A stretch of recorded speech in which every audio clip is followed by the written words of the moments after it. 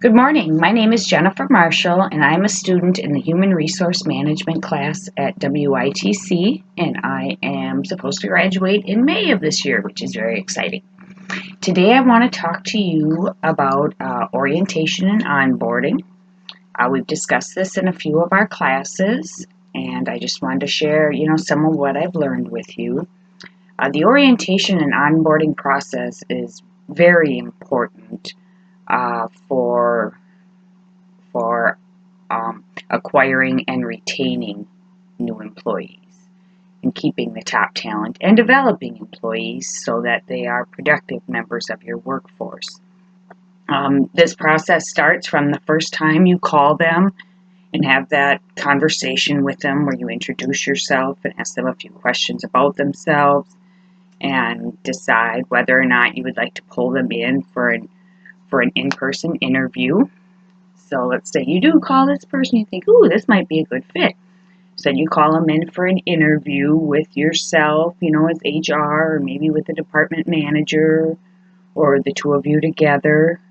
In the interview, it's important that you let them know where to go when they get to your establishment. Do they go to the front desk and check in? Do they go to customer service and ask for you? They really need to know what to do when they arrive at the building.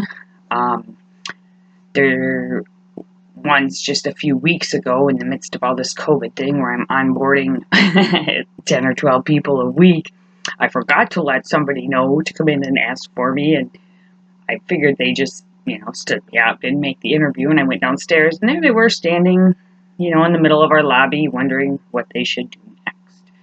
So you can't just assume, that your candidates are going to know what you expect of them. Now let's say the interview goes really well and you're like, oh, I want to hire this person. Well, there's probably going to be a time gap between the interview and when you actually pull them in for orientation. It's important at this point to stay in touch with them, because in today's society, I'm not the only place in town hiring. Quick Trip's hiring, Walmart's hiring. There's just other places to get a job. So you really need to stay in touch so that this candidate doesn't jump ship before you've even brought them in for orientation and select a job elsewhere. So the orientation, the process I do is all by email, where, right now we've decided to hire this candidate, so we're in the pre-onboarding stage, and in this stage is when our candidates do a lot of their paperwork, the W-4, the I-9, reading through some of our policies and procedures, checking off that they realize they can't sell alcohol to minors and that we have to abide by HIPAA laws. With my organization, that's just how we do it. So then when they do show up for orientation, all those mundane paperwork tasks, which are absolutely necessary, are already complete. On my end, I can go through and make sure that they filled out the W-4 properly and that their I-9 looks correct and stuff. I can see what they've done. So then when they come in for orientation, woohoo, you need to let them know ahead of time what to expect during orientation. How long is it going to last? Where should they park when they get there? How do we expect them to dress? Will snacks or a meal be provided? Should they bring their own beverages? These are all things that you really need to let the candidate know so that they're comfortable, when they walk in to attend the orientation. If we schedule an orientation at noon and they show up and they haven't had lunch and then you don't feed them, it might not be a comfortable situation for them. But on the flip side, if you feed them lasagna and get their bellies all full, then they might have trouble staying awake during orientation. And the orientation itself is when you're going to, usually it's with a group of people. You introduce the entire group to each other, allow them a little bit of time to just kind of chat and get to know each other, get comfortable. You introduce the history of the organization, your mission, values, vision, And that's just so they kind of know what we're trying to accomplish here at this place of work. What is our goal as a team? I actually work in retail, so then, with my orientation, then we would talk about what is retail, talk about how to sell products, and then we would finish up with just a little overview of what the organization does for the community and for our employees. And we do quite a bit for both the community and our employees. So we talk about that a little bit, make them feel like, yeah, this is really a good place to work.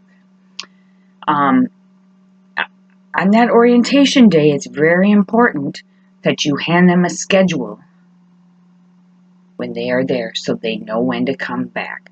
More than one candidate has been lost because the manager didn't have a schedule for them. They don't know when to come back.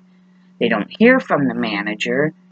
And so they just go get a job someplace else. And now we've just paid somebody for 5 hours of orientation, and they're not going to work because we didn't have a schedule for them. And then I found that it's best, on their first day of actual working, if they walk in and ask for me again, so I can take them right to the department, introduce them to whoever's working back there, right then. If the manager's there, that's great because they probably met the manager in an interview or in some sort of interaction already. If the manager's not there, you really need to find them a buddy or someone to hang out with. And it seems to work best if we use the same buddy consistently for someone.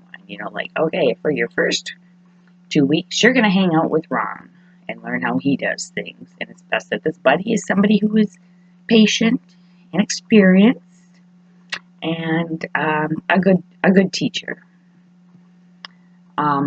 It's very disheartening when, I spend a lot of time, interviewing and onboarding, and then the new hire goes down to their department and they have a really awful experience and only lasts 2 or 3 days. So it's important that the whole department know to be accepting and patient with the new hire.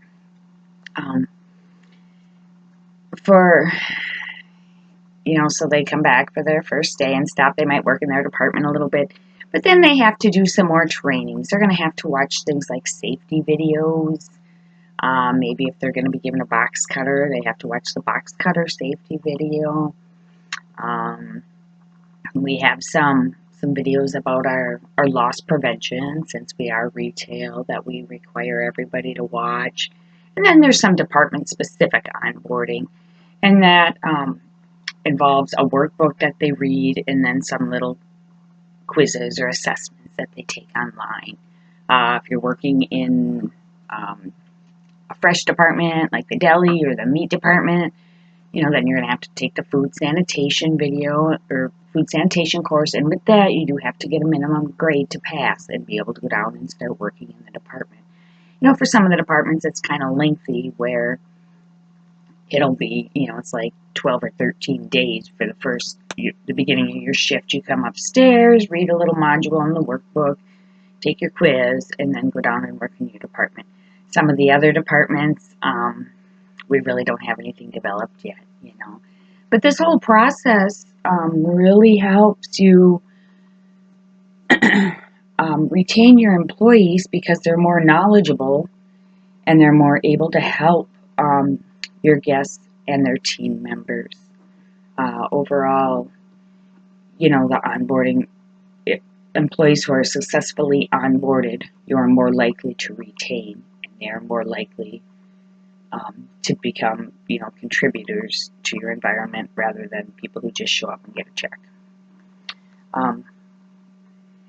I do work as a human resource generalist currently, and I really appreciate the education I'm getting at WITC, because my previous education from years ago was in accounting, and before and then through the course of my employment, I was transitioned over to human resources.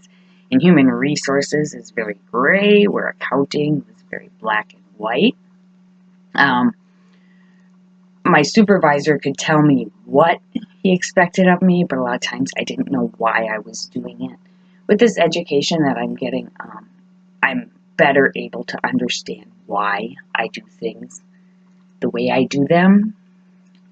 It's been great for me, and I think it's made me a lot better team member, and helped me gain the respect of my location and the organization as a whole. Thank you.